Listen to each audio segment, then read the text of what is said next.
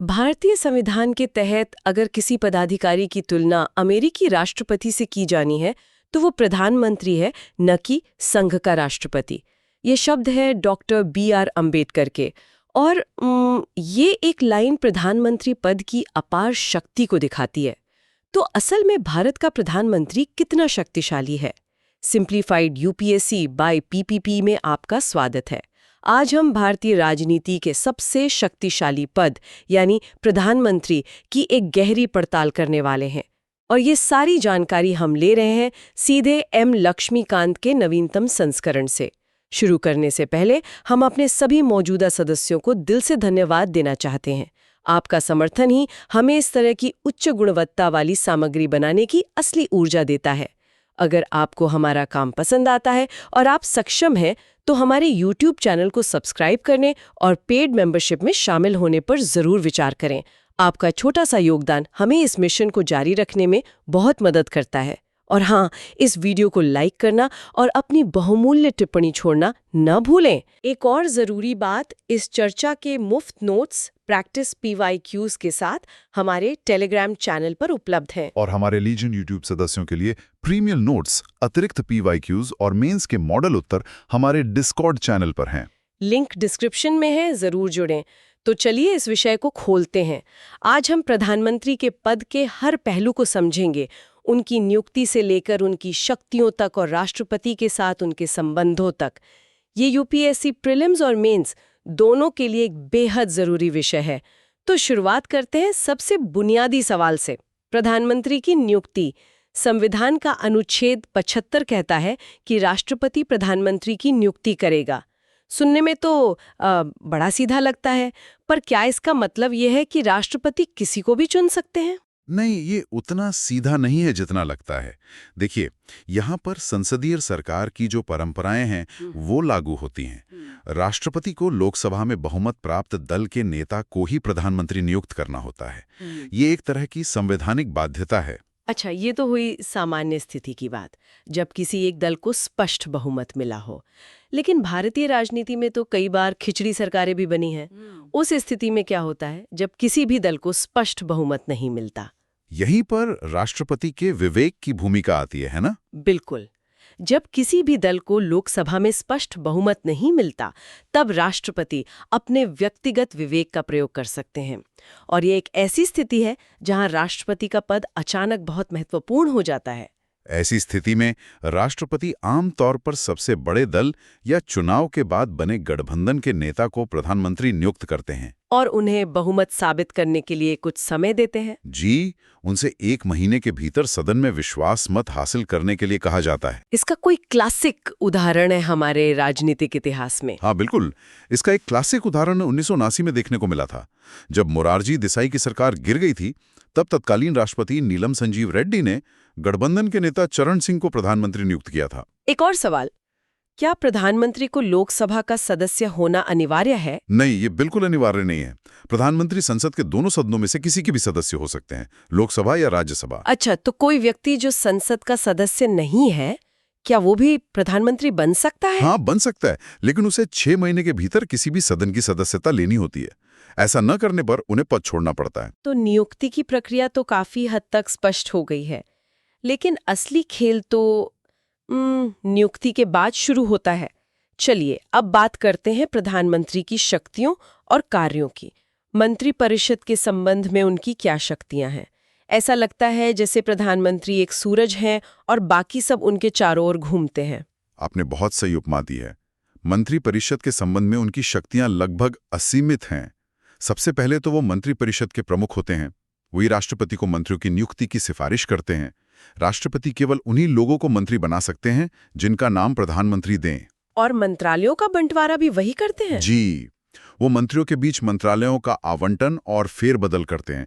ये एक बहुत बड़ी शक्ति है। और अगर किसी मंत्री से उनके मतभेद हो जाएं तो वो किसी भी मंत्री से इस्तीफा मांग सकते हैं। और अगर मंत्री इस्तीफा ना दे तो वो राष्ट्रपति को उसे बर्खास्त करने की सलाह दे सकते हैं। इतना ही नहीं, वो मंत्रिपरिषद की बैठकों की अध्यक्षता करते हैं और उसके सभी निर्णयों को प्रभावित करते हैं। और यहाँ पर सबसे महत्वपूर्ण बात आती है, जिसे कैबिनेट रूपी मेहराब की आधारशिला या keystone of the cabinet arch कहा जाता है। बिल्कुल, यदि प्रधानमंत्री इस्तीफा दे देते हैं या उनकी मृत्यु हो जाती है तो पूरी मंत्रिपरिषद अपने आप भंग हो जाती है। मतलब पूरी टीम ही खत्म। हाँ, जबकि किसी अन्य मंत्री के इस्तीफे से सिर्फ एक पद खाली होता है जिसे भरा जा सकता है। यही बात प्रधानमंत्री को सर्वोच्च बनाती है। चलिए, कैबिनेट तो उनके नियंत्रण में है।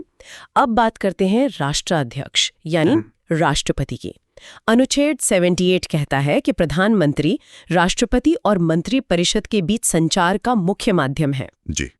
और अनुच्छेद 74 के तहत दी गई सलाह का क्या? ये असल में कितनी शक्तिशाली होती है? देखिए, ये सलाह ही असल में आदेश है।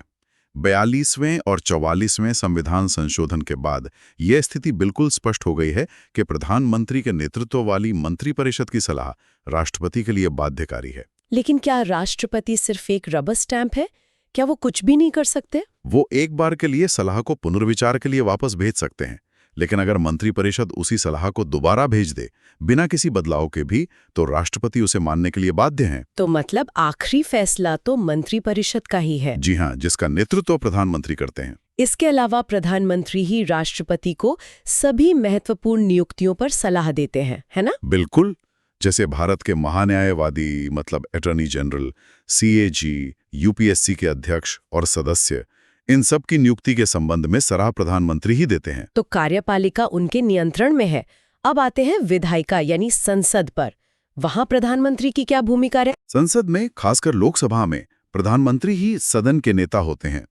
इस नाते वो राष्ट्रपति को संसद का सत्र बुलाने और सत्रावसान करने की सलाह देते हैं। और सरकार की नीतियों की घोषणा भी वही करते हैं। जी, सदन के पटल पर सरकार की सभी महत्वपूर्ण नीतियों की घोषणा वही करते हैं। और सबसे बड़ी शक्ति, वो किसी भी समय राष्ट्रपति से लोकसभा को भंग करने की सिफारिश कर सकते हैं, मतलब समय से पहले चुनाव करवा सकते हैं। वाह, मतलब सरकार का पूरा तंत्र, कैबिनेट, राष्ट्रपति, संसद, सब कुछ प्रधानमंत्री के इर्द गिर्द ही घूमता है। जी हाँ, और इन औपचारिक शक्तियों के अलावा भी उनकी कई भूमिकाएं हैं।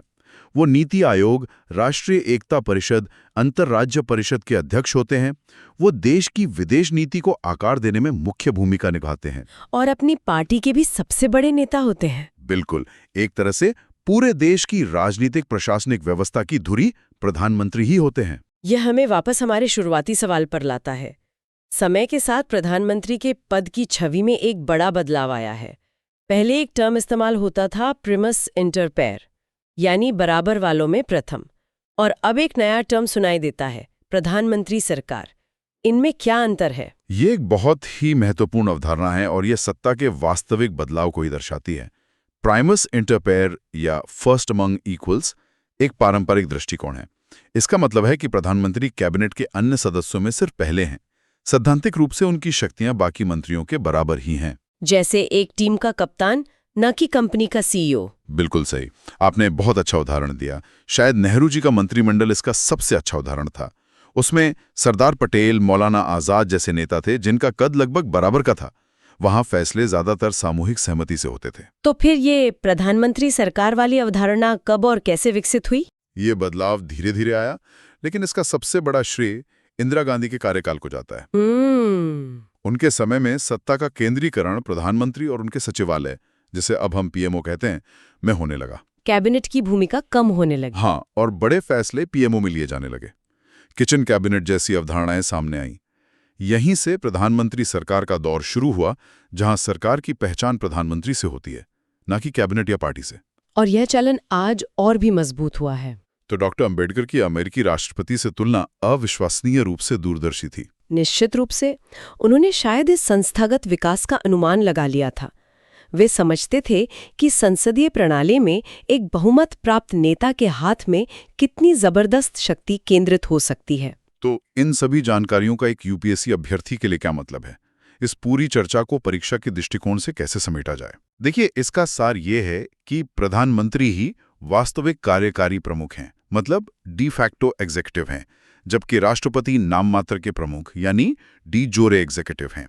परीक्षा के लिए सबसे पहले तो अनुच्छेद 74, 75 और 78 को अच्छी तरह समझना होगा। इन पर सीधे प्रीलिम्स में तथ्यात्मक प्रश्न बनते हैं। और मेंस के लिए, जहां विश्लेषण की जरूरत होती है। मेंस के लिए आज की हमारी चर्चा का सार बहुत महत्वपूर्ण है। अक्सर ऐसे विश्लेषणात्मक प्रश्न पूछे जाते हैं, जैसे भारतीय राजनीतिक व्यवस्था में प्रधानमंत्री के पद की भूमिका के विकास का आलोचनात्मक विश्लेषण करें। मतलब बराबर वालों में प्रथम से लेकर प्रधानमंत्री सरकार तक की यात्रा? बिल्कुल। इस सवाल का जवाब देने के लिए आपको सिर्फ संवैधानिक प्रावधान नहीं, बल्कि नेहरू, इंदिरा गांधी और वर्तमान दौर के उदाहरणों के साथ इस विकास को समझाना होगा। बहुत बढ़िया।